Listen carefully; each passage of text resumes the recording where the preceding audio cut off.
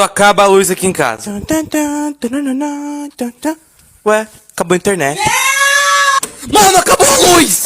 Como é que é? Vamos respirar fundo. Calma. Talvez tenha sido só aqui em casa. Já volto. Ei, acabou a luz aí pra vocês também? Beleza, beleza. Sem pânico, sem pânico. O que a gente consegue fazer quando a gente tá sem luz?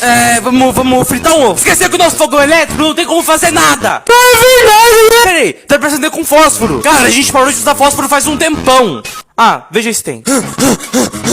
Ai, achei, graças a Deus. Ai, graças a Deus. Tem quantos? Um só. Tá, beleza. Vamos usar com cuidado. Ufa, ainda bem que a gente conseguiu achar um fósforo e... Parabéns, agora a gente vai morrer de fome. Fica quieto, toca a boca comigo. Cara, eu juro que quando voltar tudo, eu vou ligar esse fogão, vou fritar um ovo, assistir todos os vídeos que eu quiser, vou responder todo. Pera, a luz já voltou.